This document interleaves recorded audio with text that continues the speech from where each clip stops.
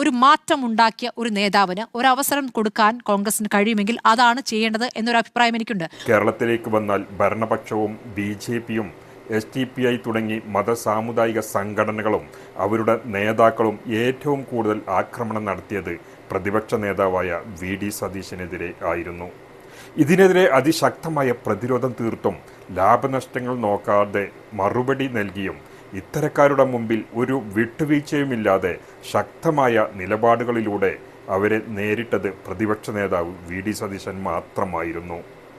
മറ്റു ഒരു നേതാക്കളും ഇദ്ദേഹത്തെ പോലെ പരസ്യമായ ഒരു നിലപാട് എടുത്തിരുന്നില്ല. അതുപോലെ തന്നെ മികച്ച ഭൂരിപക്ഷത്തോടുകൂടി UDFനെ തിരിച്ചു കൊണ്ടുവന്നില്ലെങ്കിൽ ഇത്രയും കാലം നേടിയ എല്ലാ രാഷ്ട്രീയ നേട്ടങ്ങളും അവസാനിപ്പിച്ച് വനവാസത്തിന് പോകുമെന്നും പിന്നെ നിങ്ങൾ എന്നെ കാണില്ല എന്നുമുള്ള അദ്ദേഹത്തിൻ്റെ പ്രഖ്യാപനം കേരളം ഞെട്ടലോടെയാണ് കണ്ടത്. കേരളത്തിൻ്റെ ചരിത്രത്തിൽ ഇന്നുവരെ ഒരു നേതാവും ഇത്രയും വലിയ ത്യാഗത്തിന് തയ്യാറായിട്ടില്ല. വിജയിച്ചാൽ അതിൻ്റെ ഉത്തരവാദിത്തം എല്ലാവർക്കുമാണെന്നും പരാജയപ്പെട്ടാൽ അതിൻ്റെ ഉത്തരവാദിത്തം എനിക്ക് മാത്രമാണെന്നും ധീരതയോടെ പറഞ്ഞ പ്രതിപക്ഷ നേതാവിനെ കേരളത്തിൻ്റെ മുഖ്യമന്ത്രിയായി കാണാനാണ് കേരളത്തിലെ പൊതുസമൂഹം ആഗ്രഹിക്കുന്നത്. എല്ലാ നേതാക്കളോടുമുള്ള സ്നേഹവും ബഹുമാനവും ആദരവും നിലനിർത്തിക്കൊണ്ട് തന്നെ പറയട്ടെ, കോൺഗ്രസിന് 63 MLA-മാർ ഉള്ളതുകൊണ്ട് MLA-മാർ അല്ലാത്ത ഒരാളെയും മുഖ്യമന്ത്രി സ്ഥാനത്തേക്ക് പരിഗണിക്കേണ്ടതില്ല. അത്തരമൊരു സാഹചര്യവും നിർബന്ധവും കേരളത്തിൽ ഇപ്പോൾ ഇല്ല. MLA-മാരുടെ മാത്രം അഭിപ്രായമല്ല ഹൈക്കമാൻഡ് പരിഗണിക്കേണ്ടത്.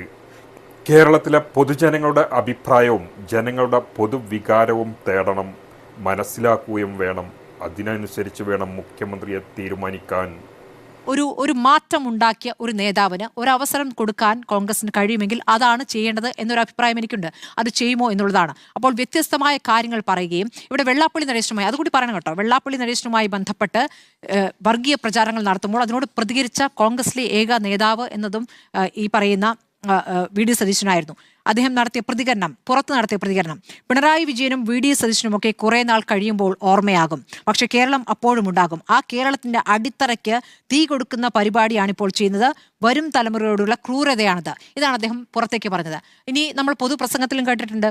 ഇവിടെ കാന്തപുരത്തിന്റെ പരിപാടിയിൽ അന്ന് വെള്ളാപ്പള്ളി നടേശൻ നടത്തിയ പ്രസ്താവനയോട് പിണറായി വിജയൻ കാണിച്ചിരിക്കുന്ന സംയമനത്തോടെ വിമർശനമാണ് അന്ന് അദ്ദേഹം ഉയർത്തിയത്. അതൊക്കെ മലബാറിൽ അദ്ദേഹത്തിന് നേടിത്തന്നൊരു പിന്തുണ ഒരു പ്രധാനപ്പെട്ട ഘടകമാണ്. ഇതിൽ നോക്കൂ, ഇത് മുസ്ലിം ലീഗ് ആവർത്തിച്ച് പറഞ്ഞൊരു കാര്യമുണ്ട്. ജനഹിതം നടപ്പാക്കണം, ജനം എന്താണോ ആഗ്രഹിക്കുന്നത് അതായിരിക്കണം തീരുമാനം എന്നുള്ളതാണ്. അത് വെറുതെ പറയുന്നതല്ല മുസ്ലിം ലീഗ്. ഈ പറഞ്ഞ ഘട്ടങ്ങളിൽ കോൺഗ്രസിന് നഷ്ടമായിരിക്കുന്ന സാമുദായിക സൗഹാർദ്ദം അല്ലെങ്കിൽ മുസ്ലിം ന്യൂനപക്ഷമായാലും ക്രിസ്ത്യൻ ന്യൂനപക്ഷമായാലും ഇതൊക്കെ തന്നെയും ഒരു ഘട്ടത്തിൽ കോൺഗ്രസിന് ഒപ്പമായിരുന്നു. പക്ഷേ പല ഘട്ടങ്ങളിലായി അത് നഷ്ടപ്പെട്ടു പോയിരുന്നു. ആ നഷ്ടപ്പെട്ടുപോയ സൗഹൃദം പുനഃസ്ഥാപിക്കാൻ VD സതീശൻ നടത്തിയ ശ്രമങ്ങൾ അത് ഫലം കണ്ടിട്ടുണ്ട് എന്നുള്ളതാണ്. വിവിധ സഭാ നേതാക്കളുമായൊക്കെ കാണുകയും സഭാ നേതൃത്വങ്ങളുമായി കാണുകയും നമുക്കറിയാം ഇവിടെ കൊച്ചിയിൽ ഒരു അർദ്ധരാത്രി പോയി കണ്ട കൂടിക്കാഴ്ചയെക്കുറിച്ച് അതെങ്ങനെ കണ്ടു എന്നൊക്കെ നമ്മൾ ചർച്ച ചെയ്യാനുള്ളത്. അവർ ക്ഷണിച്ചിട്ടാണ് പോയത്. അപ്പോൾ അങ്ങനെ ഒരു ക്ഷണം ഉണ്ടാകുകയും അങ്ങനെ ഒരു പിന്തുണ ആർജിക്കുകയും ചെയ്തിട്ടുണ്ട്. അതിൻ്റെയൊക്കെ ഭാഗമായിട്ടാണ് ഈ പറയുന്ന 102 എന്ന സംഖ്യയിലേക്ക് എത്തുന്നത്. ഈ സമുദായ സഭാ നേതൃത്വങ്ങളെ കാണുക, അവരോട് സംസാരിക്കുക എന്നൊക്കെ ഒരു നിഷിദ്ധമാണ് എന്ന അഭിപ്രായം എനിക്കില്ല കേട്ടോ.